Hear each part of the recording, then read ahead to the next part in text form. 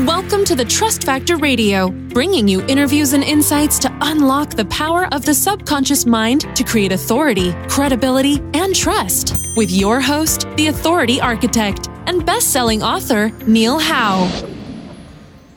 Hello and welcome to the show. This is your host, Neil Howe, and today my special guest is Dr. Joe Schaefer. He helps small business owners navigate the confusing world of web marketing and succeed with everything from SEO to web design and lead capture. In addition to co-founding Motiliti, a web marketing agency in Austin, Texas, he has a Ph.D. in Neuroscience from the University of Texas and is a published researcher. His story gets even more interesting as he also trained and taught Shaolin Kung Fu and Tai Chi for over 30 years. Dr. Joe is a 7th degree black belt with over 500 black belt students that were trained directly by him. And he uses his scientific methodology and strategic instinct from martial arts to lead and inspire his clients to solve their web marketing challenges and reinvent their online sales strategy. Well, that is definitely something that I am looking forward to talking about. Welcome to the show, Dr. Joe Schaefer. Thank you, Neil. Well, that was a nice little introduction, and from neuroscience to the martial arts that you've studied for so long. There's definitely a lot of theory that goes behind that, and I'm really interested to see how that all helps with conversion and getting people, clients, and on the website. So tell us a little bit more about yourself, Dr. Joe, and how Motiliti came about. Well, as I said, I've been training in martial arts for a long time. I've owned and operated martial arts schools for over 30 years. During that time, I also got my doctorate in neuroscience and began doing research. But I found that essentially what I really enjoy most is solving problems. And I ran such successful martial arts schools and marketing for my own schools that business owners began to approach me to ask me to help them with their marketing. And as we moved into the year 2000 and beyond, that new realm was always web marketing. So I began to help business owners here in Austin, Texas with their search engine marketing, their lead capture. Since our website, we usually pull between 15 and 20% lead conversion rate. That was something that everybody wanted. And so as I helped more and more of them, I ended up starting a web marketing agency in 2008. And so now I've been working in both of those realms ever since. I'm more of a science fan now. I like to read, keep up with science, but I don't actively do any more research in that area. Well, that is something to understand the mind and what makes people make decisions is really at the heart of marketing and everything that we do. Trying to transfer that knowledge sometimes to the clients is a little bit harder. So talk to me about the clients that you help serve right now. Are you still keeping in the Austin area, and is it local business clients that you deal with mainly? Well, when we began our marketing agency, our first product was a floating video. We created the software for it, and it was a video that floated over top of websites, told people basically in 30 to 60 seconds what was the most important thing to understand about that business and what action was the action the business owner recommended they take in the website. And so we created that video, and in 2008, that software was the second company in the United States to have that product. And as time went forward, that product became less and less interesting for people. Not because it didn't work, but because it just wasn't flashy and new anymore. And since it was built in Flash, that slowly disappeared off the face of the earth. Most browsers don't support Flash anymore. Mm-hmm. So as it got less and less popular, we expanded what we did because we really just wanted to help business owners see better sales and lead conversion. And so we began operating in web design, SEO, SEM, and we kind of evolved towards a more full service approach.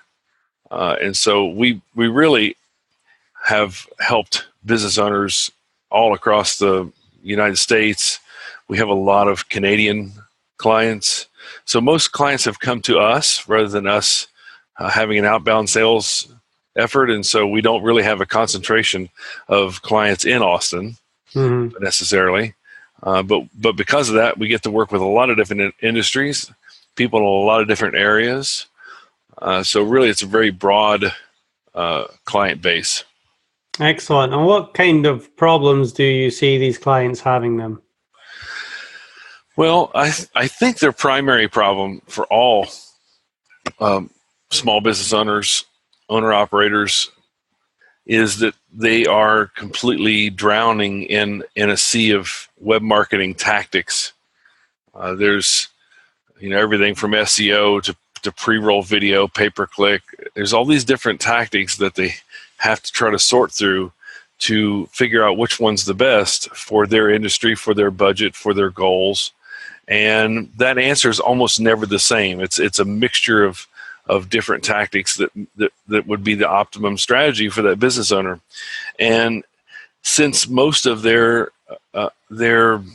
exposure to these tactics come from people who are selling those tactics to them, they never get a straight answer in terms of what's the best one for them. So someone who just does SEO wants to sell them SEO and gives them all the reasons that that's the only thing they need.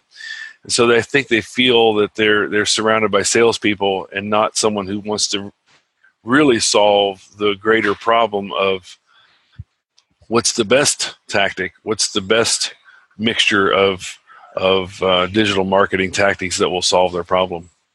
And when it comes to that overall strategy, what does that generally look like?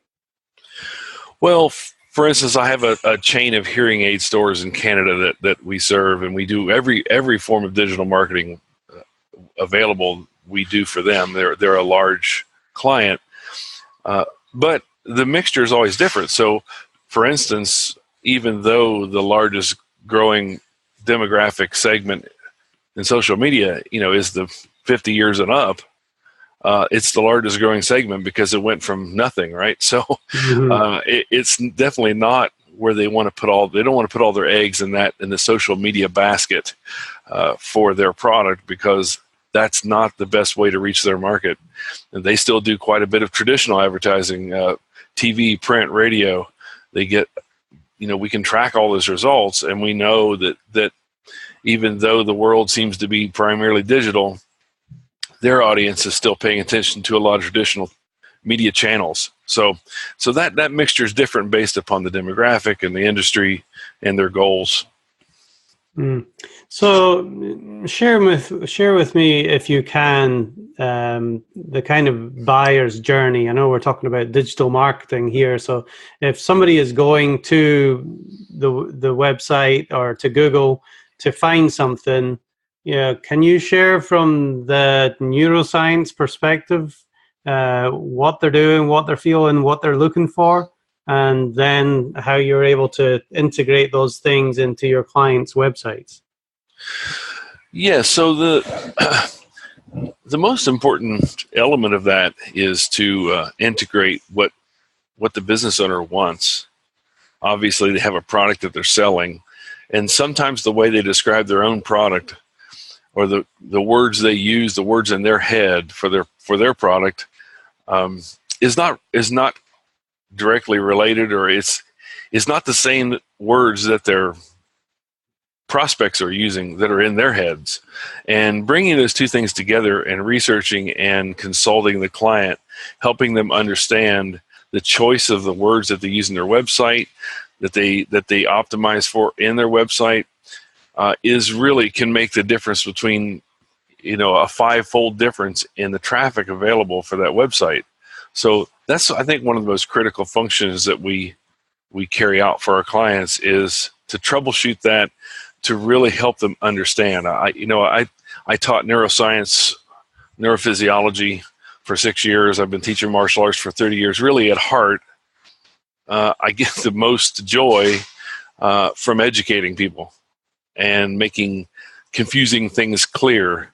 And so I really find that when we help a business owner understand why something works and help them understand how web marketing and how that person is searching on the internet and what they're searching for and how that relates to their success. When we help them understand that, they become better consumers, more empowered. Whether they purchase services from us or not, I feel confident they're going to go out into the market and make better choices for their business future. And so that first step in that process is always helping them come to understand, what people are looking for and how that relates to how they're going to be successful with their site. Now, I can see in some of the technical industries that there's a lot of technical jargon that might be common to people within that industry, but that's not necessarily, if you're outside of that industry, how they would search online. So they have to put it in more layman's terms. Is that what you're seeing? How are people searching? Are they searching with keywords, or are they searching with questions? It's definitely shifting towards longer questions, more complex questions. There's no doubt about that. However, just a simple choice. For instance, years ago, as we were selling that video product, we found that we had double the conversion rates for a search for web video than we did for the search for web videos with an S at the end. Getting into the heart of that research and helping them make those decisions, whether that's tied into a longer question or not, it's usually the typical SEO process is the client hands the company a list of keywords, and the SEO company says, okay, we've optimized your site for these keywords, but they may not have a chance to ever really rank for those keywords. If nobody's actually consulted them on what the competitive nature of those keywords were and what chance they stood, they really, I don't think they've been served very well. So whether it's they use local modifiers on the searches, or whether they use a longer tail search, they really need somebody to consult them and to direct them. Mm-hmm. And you analyze all this data. What kind of data are you looking for when you first do like an audit or a keyword search for a new client?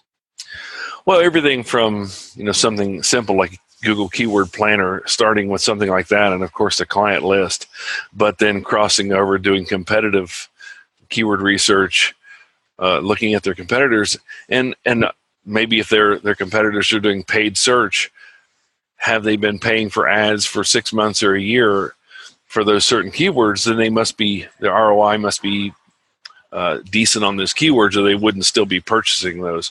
So things like that. And then crossing over and looking at the SERPs, page one SERPs for those keywords. Do they stand a chance? What do the other sites look like? What are their backlink profiles? What's their domain authorities? Does my client stand a chance of ever appearing on that page, or should we shoot for something in a little bit lower search volume and lower competition? Right. There's definitely some keywords that are just, no chance that you're going to be able to rank in even a year for some of them. Yeah, precisely. There's only 10 winners, and you're going against a site with a couple thousand pages and the same number of backlinks. That's what I find is the most difficult part. Of course, as a client really wants you to subvert reality, right? And so, without the investment to create a site that's a juggernaut of content, they really don't stand a chance on some of those keywords. Right. So we've got to design the site for the keywords that they can rank for and should be ranking for, and that is going to help drive traffic. There's many ways to get traffic. A lot of traffic comes from referrals.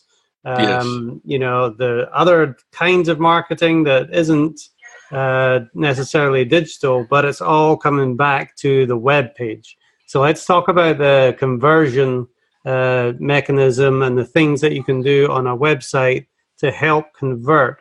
Yes. What are those things? So just like a good pay-per-click ad has of course, the keywords are in the ad. We've done a lot of email marketing. It's the same there. For about 7 years, we sent out a couple million emails a month on behalf of Chrysler dealers all across the continent. And we generated hundreds of thousands of leads per month or per year for those dealers. And you have to bring things into alignment, understanding that people are typing in certain keywords. Of course, they're going to need a representation of those keywords in the ad on the landing page. There needs to be you need to tie those, or line those mirrors up together so the laser light bounces off all of them to come out the other end, right? Mm-hmm. So knowing that you need to have a few things in alignment on the homepage of the website when they land, that they recognize where they've landed immediately, what the industry is in general, that they see the product that you're selling, the service or product, is actually what they search for. So rather than kind of abstract representations, I have a saying I came up with, which is nobody hates clarity, right? Mm. So on that landing page, if you know the industry, you can see the industry, you can see the product, what they're selling, you instantly know those two things. Then you look and see, can I believe them? And this is, of course, Neil, this is your area authority. Is there a reason to believe this offer? Is there a reason to believe this website? And then finally, what's the next action? If the website owner doesn't have a clear direction as to what your first action should be in their website, then most people will leave just out of a lack of clarity and wanting to go back to page 1 of Google there and see what other more clear options may be present there. I call that back pressure. There's more pressure pushing you out of a website than there is keeping you in the website. And so at the moment you enter, you're already pre-inclined to leave, and it takes a lot to keep you there. And so those 4 things: where am I at? What are they selling? What should I do next? And should I believe them? If you don't see that in about the first 5 seconds, or even now it's showing it's at hundreds of milliseconds, you've already decided you're going to leave, even though you haven't left yet. So you don't see it instantly, you are going to bounce at much higher rates. Definitely. And one of the things that I talk about in my book also is the trust triggers. And, people see these trust triggers with images, and they can process those images way faster than they can by looking at text. I'm looking at your website right now, motiliti.com, under web design. And you said these websites are built using the science of persuasion. Talk to me a little bit more about the science of persuasion. Well, essentially, it's just like you just said there. It is understanding how these decisions are made. As we walk through a store and we're going to buy a new shirt, the music that's playing, the colors in the store, the presentation, we've made the decision at an unconscious level long before we ever justify it with our conscious mind.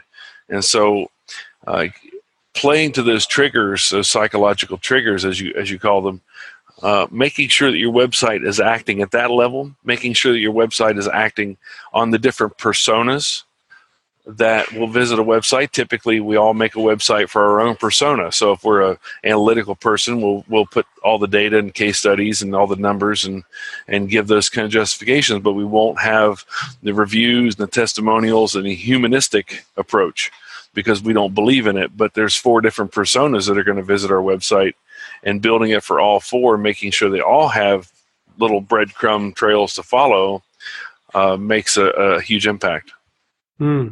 So what does the typical website look like that you come across from somebody that comes to you and needs help? Do they lack most of these functional things? Yeah, I have about 40 different features that I measure it on, and then as I keep changing all the features, the score keeps going higher until I reach a certain point.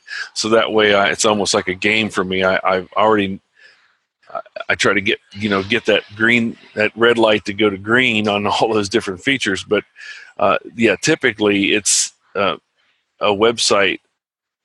The owner doesn't have a call to action or a conversion path, or has multiple ones or confusing ones or conflicting ones. They aren't clear above the scroll about what it is they're actually selling. And so you can make some small changes to websites and double conversion rates very often within the same week, just by giving them directions. Very often in the first conversation with a business owner, asking them the question, what do you want people to do in your website, will stump them. They haven't thought of that before. They just kind of threw everything on a page.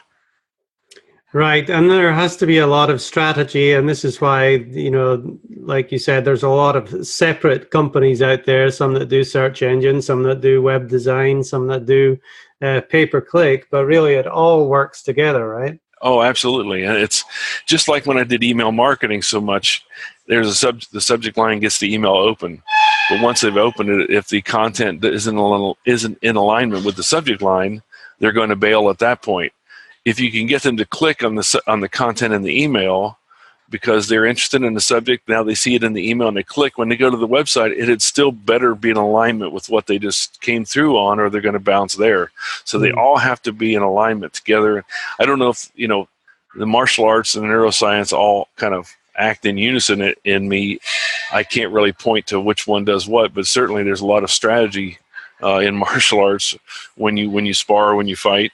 And there has to be you leave an opening because you want someone to take the bait. And so that's what you do in a website, right? You don't hope that they're going to go a certain direction. You lay out the plan and lay out the bait to make them go that direction. Mm-hmm. And that's how we work. Right. And there's got to be a strategy rather than just throwing up a little bit of a content page of where they can find you. There's got to be more calls to action than that. And definitely with all the content that's out there right now, like you said, people are making decisions in milliseconds whether they're going to choose you.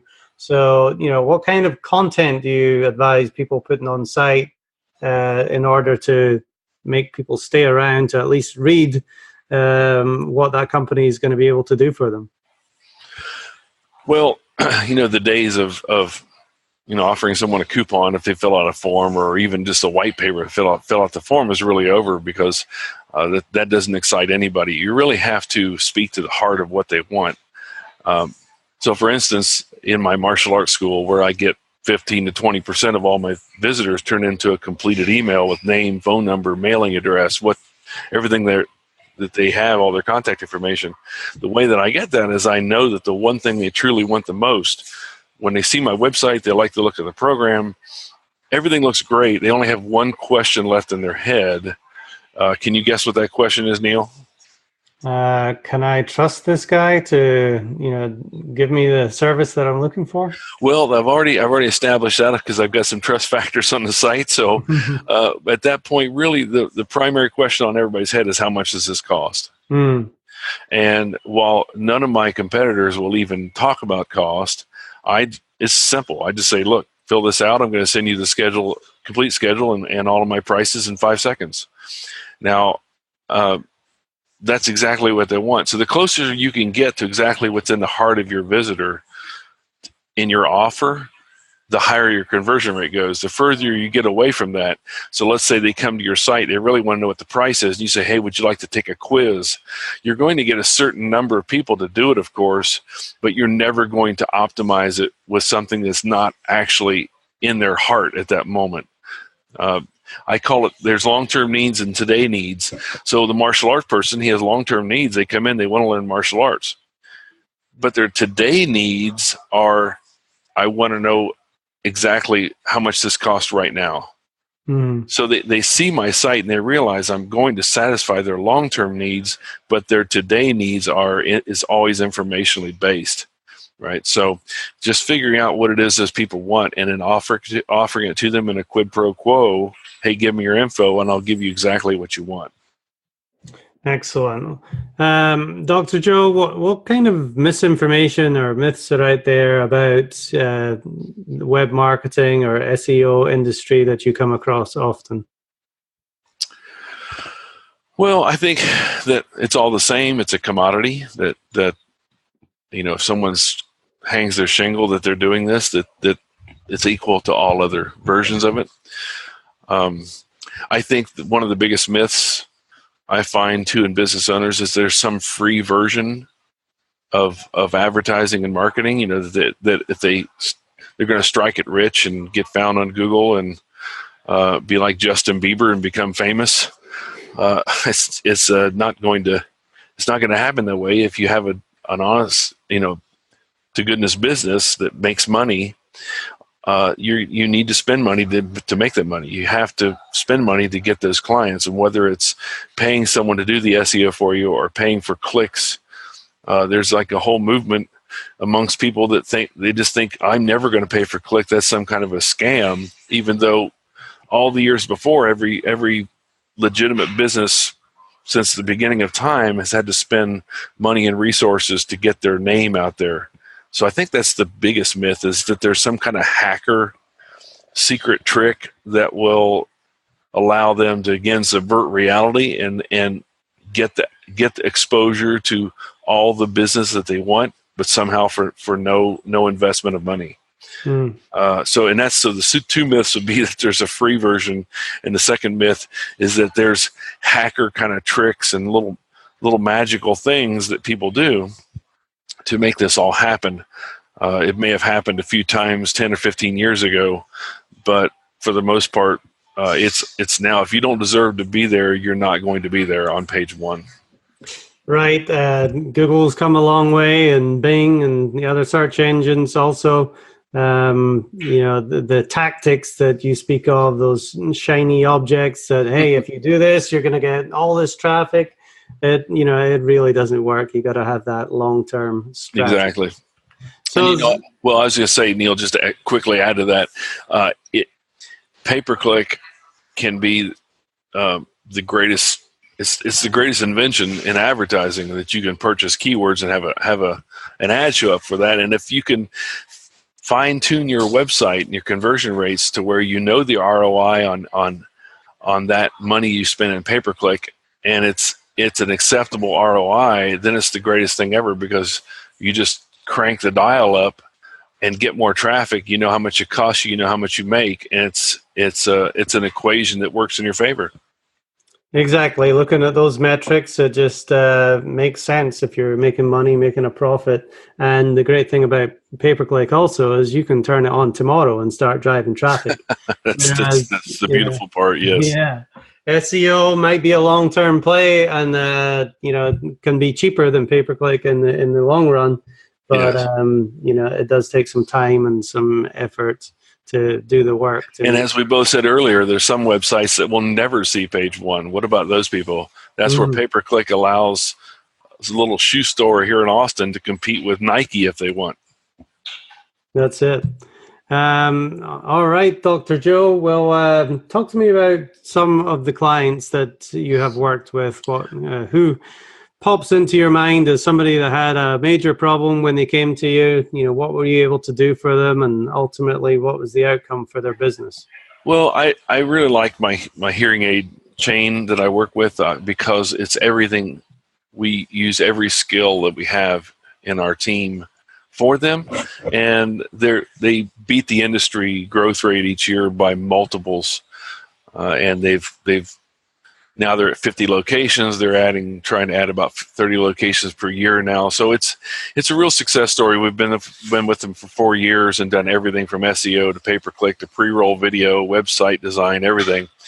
But they had already had a business. They already had 10 locations when we started. I have another company that I really enjoy working with. I love their product. They create a plant-based foam mattress that they sell online and deliver in a box, bed in a box style. And it's really healthy, no chemical emissions. I love the product itself. And this person came to me with the idea, hadn't sold a single mattress. We've been with them ever since, and now they're selling more mattresses than they ever dreamed each month. And we help them develop. So what we did for them, as we do with all clients, goes way beyond just doing an SEO campaign or doing a pay-per-click campaign. We really help them develop their message, help them differentiate themselves, position themselves in their market, and then communicate that positioning in multiple ways, multiple channels. And then each month come back, analyze their data, meet with them advise them, change the website here, say this here, let's change this ad. And so I really have enjoyed it, because we've gone from square one with that client, and watched them kind of see their dream come true. So that kind of the full scope of what we do, and what I really enjoy most, which is that kind of a problem solving, troubleshooting, thinking outside the box, bringing all these tactics together in different ways to really achieve what it is they need.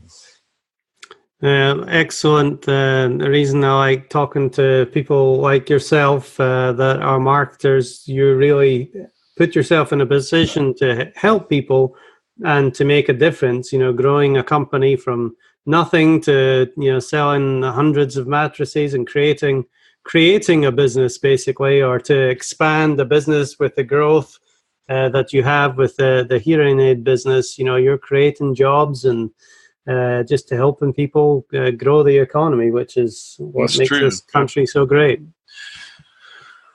Thanks. I thought when I got into this business it would be different than the martial arts, but it turns out it's the same.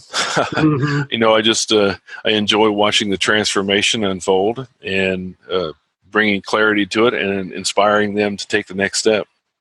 Definitely. It's great to see results like that. So, Dr. Joe, if somebody is listening to this and they want to reach out to you, what is the best way for them to do that? Well, they can visit motiliti.com, which is like the same word motility with a Y, but with an I instead. So motiliti.com. They can email me at joe@motiliti. And the phone numbers are there in the site.